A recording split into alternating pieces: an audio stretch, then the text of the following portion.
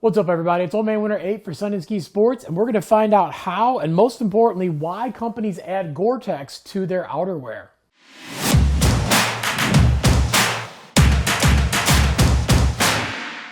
So when you're shopping for outdoor gear, especially when you're looking at ski and snowboard jackets and pants, a lot of times you might see Gore-Tex hanging on one of the tags, maybe on the pants or the jackets themselves, or just in the title of the description when you're looking online. And Gore-Tex, what it is, a technology that has been added to the design of not just jackets and pants, but really any product that is made out of some sort of fabric. And they want to offer a PFAS-free solution for waterproofing and breathability, and even add to the sustainability of the product as well. Now, when it comes to outerwear, and we're looking at the jackets and we're looking at pants, when you're looking at stuff that's non-Gore-Tex, and you're looking at a lot of the waterproofing and the breathability, that really comes from the material itself on the outside. And when you look at those ratings, you'll see like 10K, 10G, or 15K, 15G. And basically, those are the levels of how waterproof and breathable it is. The higher that K number is, the more waterproof it is, and the higher that G number is, the more breathable it is. And that has to do with the fabric itself, how tightly it's been woven, and a lot of times it has to do with some coatings that have been added to the fibers,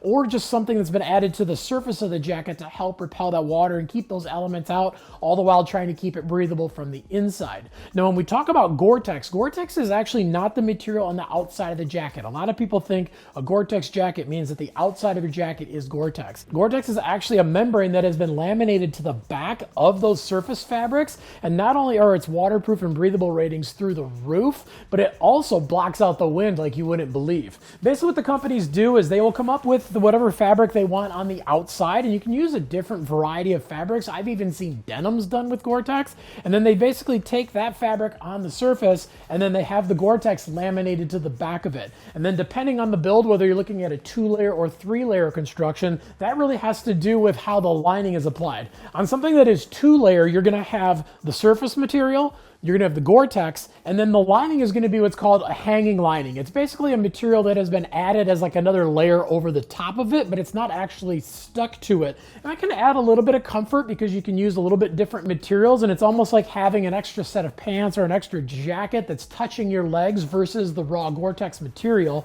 And then when you get into 3-layer materials, that's essentially where they've actually taken the face material, laminated the Gore-Tex to it, and then they've laminated the liner to that. So this actually makes for a material that can be a little crunchier sounding on the outside, but it is lighter weight, it's more waterproof, it's more durable, and it can pack down a lot. If you're somebody that's using the shell of your jacket, let's say you're out hiking and you need to maybe shed layers and you need that outer layer off sometimes, it is gonna pack up a little bit better and take up less room inside of a bag. So just like with a lot of the other outerwear on the market, when you are shopping and you do spend more, you do get more. You might be getting more waterproof and more breathability, but you're also getting more pockets, better zippers, more features on the inside, and the same goes for Gore-Tex. There are different levels of the Gore-Tex material, and when you do spend more, you're gonna get lighter weights, you're gonna get more breathability, and a lot of times you're gonna get a lot more function out of that fabric. That's why when sometimes you look at a jacket and it's a shell jacket with absolutely no lining on it, and it's $500, and you're wondering,